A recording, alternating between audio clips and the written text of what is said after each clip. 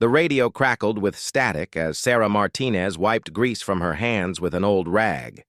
She had been working on the helicopter engine for 3 hours straight, trying to figure out why it kept making that strange grinding noise. The military base was quiet except for the distant sound of jets taking off from the runway. Sarah was known as one of the best mechanics on the base, but today felt different. Something in the air made her nervous. At exactly 2:47 p.m., the emergency alarm started blaring across the entire facility. Red lights flashed in every building as soldiers rushed to their stations. Sarah dropped her tools and ran toward the command center, her boots echoing on the concrete floor. When she burst through the doors, she saw chaos everywhere. Officers were shouting into radios while maps covered every available surface. Commander Johnson spotted Sarah immediately. His face was pale and sweat dripped from his forehead despite the air conditioning. He grabbed her arm and pulled her aside from the crowd of people running around the room. His voice was shaky when he spoke, which was unusual for a man who had served in 3 wars. "Sarah, we have a situation.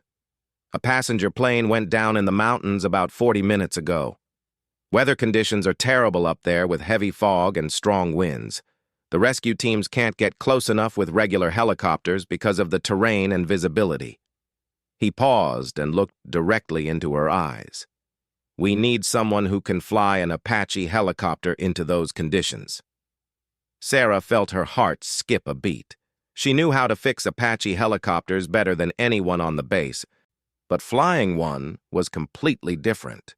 She had taken some basic flight lessons years ago and had always dreamed of becoming a pilot, but life had taken her down a different path. Her father had been a mechanic, and she followed in his footsteps after he died in a car accident when she was 19. "Sir, I'm not qualified to fly an Apache. I'm just a mechanic," Sarah said, her voice barely above a whisper. The noise in the command center seemed to fade away as she focused on the commander's worried expression. Commander Johnson shook his head. "All our Apache pilots are either deployed overseas or on medical leave. The only pilot we have available is Lieutenant Rodriguez, and he's never flown in mountain conditions like this. The passenger plane has 44 people on board, including a school group returning from a field trip." The mention of children made Sarah's stomach drop. She thought about her own daughter, Emma, who was the same age as many of the kids probably on that plane. What if it was Emma up there, scared and waiting for someone to save her? The idea made her hands shake, but it also filled her with determination. "What about using a different type of helicopter?" Sarah asked, hoping there was another solution. "The Apache is our only aircraft that can handle those wind conditions and carry enough people in a rescue operation. Plus, it has the advanced navigation systems we need to find the crash site in that fog." Commander Johnson looked at his watch. "We're running out of time. Every minute we wait, those people are getting closer to hypothermia or worse." Sarah closed her eyes and tried to think clearly. She knew the Apache helicopter inside and out.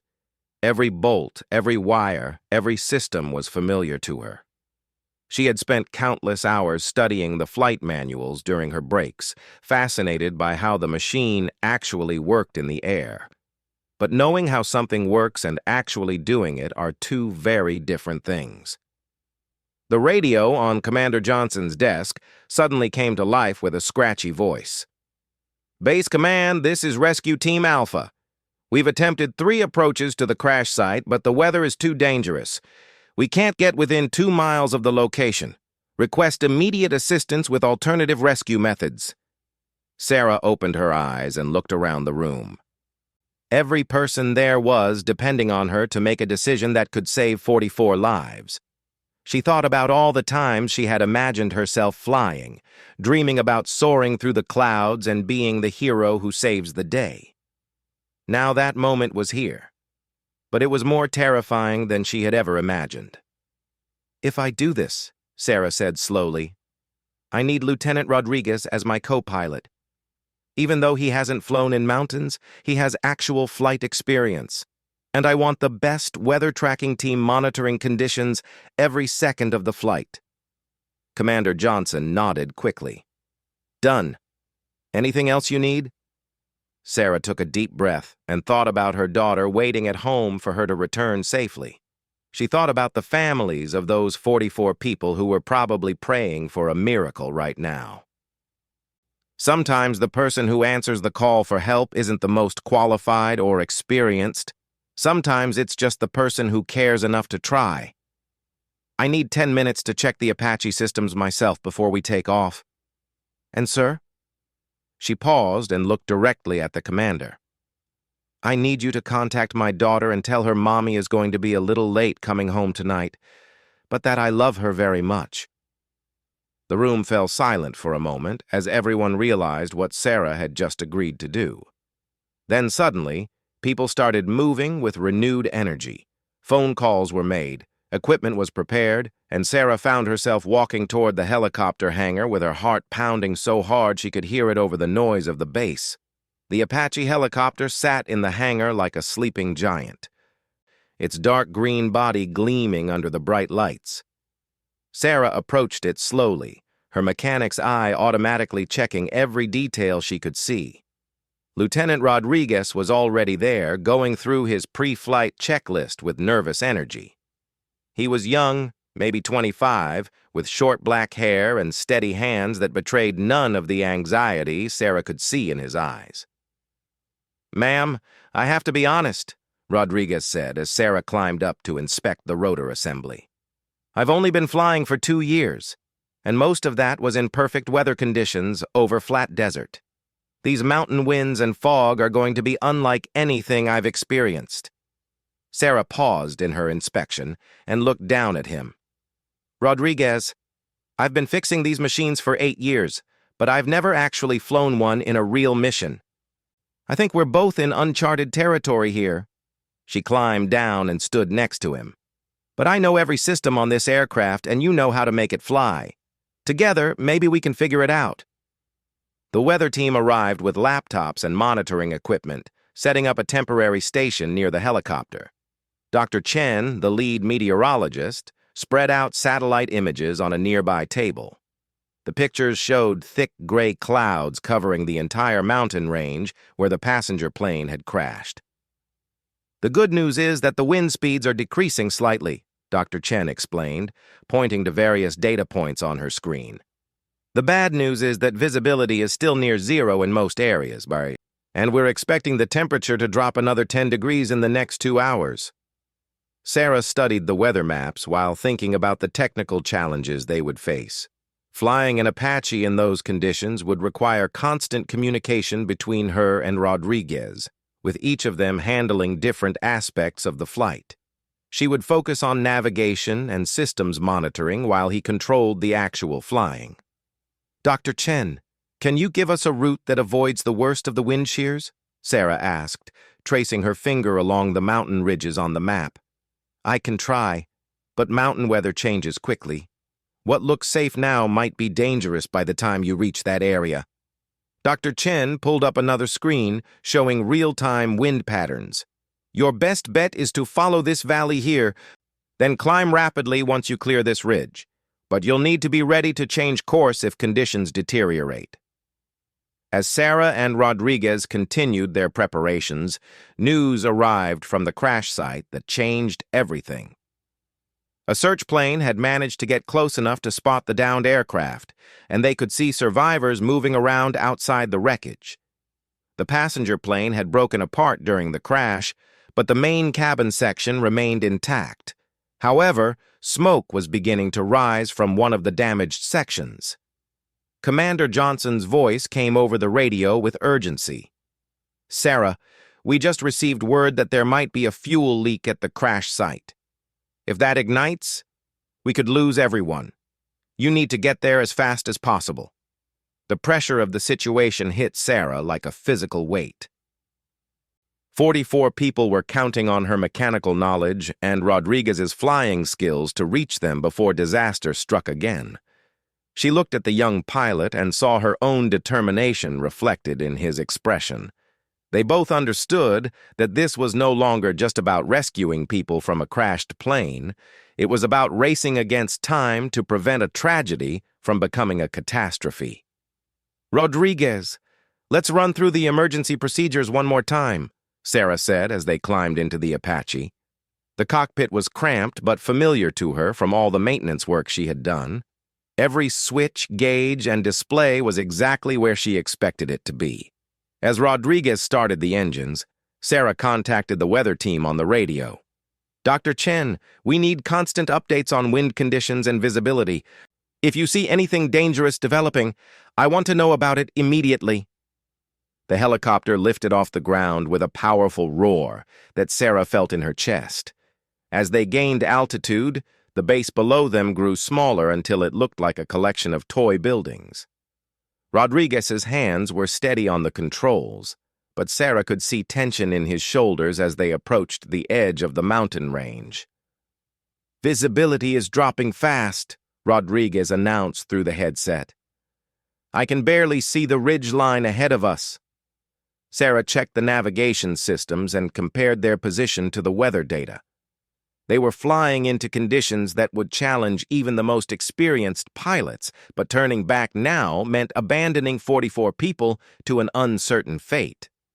She thought about her daughter Emma and wondered if she would understand why her mother had chosen to risk everything for strangers. The fog engulfed them completely as they entered the mountain range. Outside the cockpit windows, everything was gray and featureless. Rodriguez was flying entirely by instruments now, trusting the Apache's advanced systems to guide them through the treacherous terrain. Sarah monitored every gauge and sensor, watching for any sign of mechanical problems that could end their mission before they reached the crash site. "Sarah, I'm getting some unusual readings on the engine temperature," Rodriguez said, his voice tight with concentration. "Should I be worried?" Sarah quickly scanned the engine diagnostics on her screen. The readings were higher than normal, but still within acceptable ranges. "It's probably just the altitude and air density changes. Keep monitoring it, but we should be okay for now." As they flew deeper into the mountains, the radio crackled with updates from the search teams. The smoke at the crash site was getting thicker, and rescue workers on the ground were having trouble reaching the survivors due to the rough terrain and poor visibility. The Apache was now the only hope for getting those people out safely. Sarah realized that everything in her life had led to this moment. All those years of studying helicopter systems, all those hours spent dreaming about flying, all the mechanical knowledge she had gained from her father. It was all preparation for right now. She wasn't just a mechanic anymore. She was part of a two-person team attempting something that seemed almost impossible. "Rodriguez, there's the valley Dr. Chen marked on our route," Sarah said, pointing to a break in the clouds ahead. "If we follow that, we should be able to approach the crash site from the east." The helicopter banked sharply as Rodriguez adjusted their course. Through the swirling fog, Sarah caught glimpses of jagged rocks and steep cliff faces that seemed dangerously close to their rotors. Every muscle in her body was tense as she monitored their progress, knowing that one small mistake could send them crashing into the mountain. The crash site appeared suddenly through the fog, like a scene from a nightmare. The passenger plane had split into 3 main sections scattered across a narrow mountain ledge. Sarah could see people huddled together near the largest piece of wreckage, waving frantically at the Apache as it circled overhead. Dark smoke was rising from the tail section, and even from their altitude, she could see orange flames beginning to flicker through the debris. "Rodriguez, can you find a place to land?" Sarah asked, scanning the rocky terrain below them. The mountain ledge was barely wide enough for the crashed plane, let alone a helicopter. "Negative. The area is too unstable and there's not enough flat ground," Rodriguez replied, his voice steady despite the impossible situation they faced. "We'll have to use the rescue hoist and pull them up one by one." Sarah's heart sank as she realized how long it would take to rescue 44 people using a single hoist. Each person would need to be lifted individually, and the process could take several minutes per rescue. With the fire spreading and fuel still leaking from the damaged aircraft, they might not have enough time to save everyone. "Dr. Chen, this is Sarah. How much time do we have before weather conditions force us to leave the area? She radioed to the weather team back at base. Based on current forecasts, you have maybe 90 minutes before wind speeds become too dangerous for helicopter operations, came the reply. But that's assuming conditions don't deteriorate faster than predicted. Sarah did quick calculations in her head. 90 minutes to rescue 44 people meant less than 2 minutes per person, including the time needed to lower and raise the hoist. It would be cutting it extremely close, but it might be possible if everything went perfectly.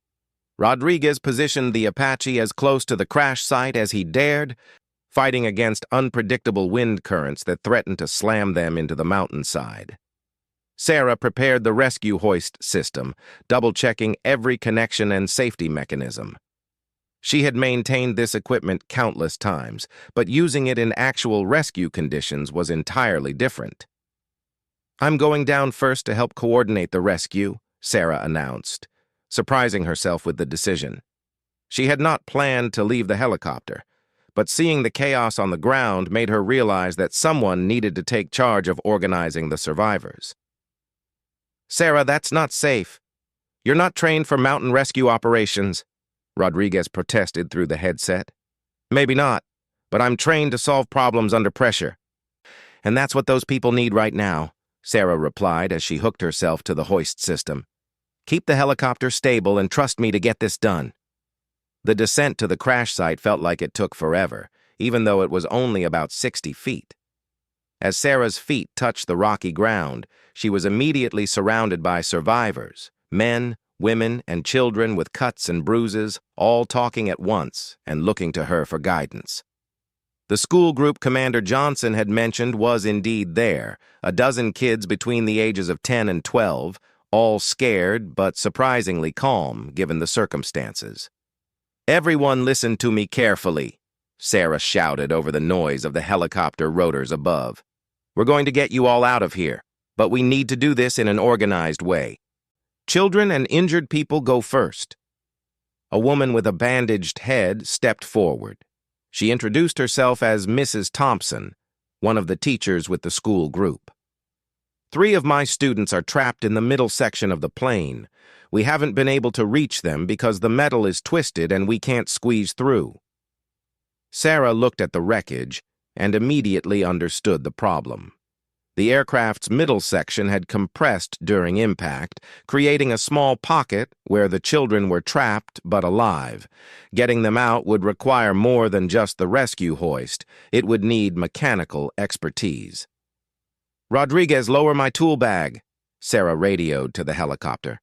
"I need to cut through some metal to reach trapped survivors." While waiting for her tools, Sarah organized the other survivors into groups based on their condition. The most seriously injured would go first, followed by the children, then the adults. She assigned Mrs. Thompson to help keep the kids calm while she worked on freeing the trapped students. When her tool bag arrived, Sarah crawled into the twisted wreckage of the aircraft's middle section. The space was barely large enough for her to move, and the smell of fuel was overwhelming. She could hear the children calling for help from somewhere deeper inside the compressed cabin. "Kids, this is Sarah.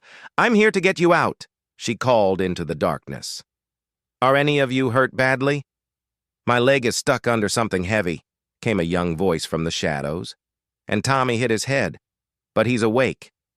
Sarah used her flashlight to assess the situation. The children were trapped behind a wall of twisted metal seats and debris that had collapsed during the crash. She would need to cut through several support beams to create an opening large enough for the kids to crawl through. As she worked with her cutting tools, Sarah could hear Rodriguez on the radio coordinating with the weather team. The wind was getting stronger, and visibility was decreasing again. Time was running out faster than anyone had hoped. "First group ready for pickup," Mrs. Thompson called from outside the wreckage. She had organized 5 of the most injured survivors near the hoist point.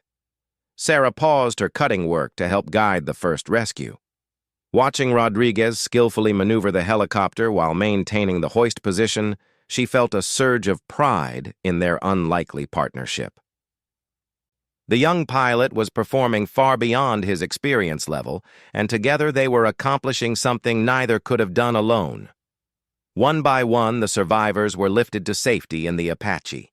Sarah continued working to free the trapped children, finally creating an opening large enough for them to escape. When the last child was pulled from the wreckage, she realized that the fire in the tail section had spread significantly. Orange flames were now visible throughout the rear of the aircraft, and the heat was becoming intense. "Sarah, we need to go now," Rodriguez's urgent voice came through her headset. "The wind speeds are approaching our safety limits, and that fire is about to reach the main fuel tank." With 39 people safely aboard the Apache and only 5 survivors remaining on the ground, Sarah faced the hardest decision of the entire rescue. The helicopter was already at maximum capacity, and taking 5 more people would exceed safe weight limits for flying in these conditions. "Rodriguez, can we make one more trip?" Sarah asked, knowing the answer, but hoping for a miracle. "Negative. Weather conditions will be too dangerous for another flight, and we barely have enough fuel to get back to base as it is." Sarah looked at the 5 remaining survivors, 2 adults and 3 children from the school group. They were all staring at her with hope and fear in their eyes. She realized that her mechanical knowledge had gotten them this far, but now she needed to find a solution that went beyond anything she had learned in training manuals. Then she remembered something her father had told her years ago when teaching her about problem solving. Sometimes the best solution isn't the obvious one. Look at what you have available and think about how to use it differently. Sarah keyed her radio to contact Base Command. "Commander Johnson, this is Sarah. I need you to immediately dispatch a second aircraft to these coordinates. We have 5 more survivors, but we can't safely carry them with our current load." "Sarah, all other aircraft are grounded due to weather conditions. You're on your own out there." Looking around the crash site, Sarah noticed something she had missed before. The front section of the passenger plane, while damaged, still had intact emergency slides. These inflatable slides were designed to get people safely to the ground from aircraft, but they might also work in reverse as emergency shelters. "Everyone help me deploy this emergency slide," Sarah instructed the 5 remaining survivors. "We're going to use it as a shelter until weather conditions improve enough for another rescue flight." Working together, they deployed the large inflatable slide and positioned it as a windbreak against the mountain weather. Sarah used her radio to guide Rodriguez in dropping emergency supplies from the Apache, including food, water, blankets, and a portable heater. As the Apache lifted off with 39 rescued survivors, Sarah watched it disappear into the fog. She was now stranded on a mountain ledge with 5 other people, but she felt strangely calm. Her decision to stay behind had ensured that everyone else reached safety, and she was confident that another rescue would come once the weather cleared. 3 hours later, as Sarah and the other survivors huddled in their makeshift shelter, they heard the distinctive sound of helicopter rotors approaching through the fog. This time it was a larger rescue helicopter with a full crew of experienced mountain rescue specialists. When Sarah finally arrived back at the base 12 hours after the mission began, she found Commander Johnson waiting for her with news that all 44 survivors were safe and receiving medical treatment. Her daughter Emma was also there, having been brought to the base by a neighbor, and she ran into her mother's arms with tears of relief. "Mommy, everyone is saying you're a hero," Emma said, hugging Sarah tightly. Sarah looked around at the other personnel who had gathered to welcome her back. She saw Rodriguez being congratulated by his fellow pilots, and Dr. Chen packing up her weather monitoring equipment. All of these people had played crucial roles in the successful rescue, but everyone was calling her the hero simply because she had answered yes when asked if they had an Apache pilot. "I'm not a hero, sweetie," Sarah told her daughter. "I'm just a mechanic who learned how to fly when people needed help. Sometimes that's all it takes, just being willing to try when someone asks if you can do something important." As Sarah walked toward her car with Emma, she realized that her life had changed forever in ways she was only beginning to understand. Tomorrow she would return to fixing helicopters. But now she would also begin training to become a certified rescue pilot. The question, "Do we have an Apache pilot?" had been answered not by finding someone who was already qualified, but by discovering someone willing to become qualified when lives depended on it.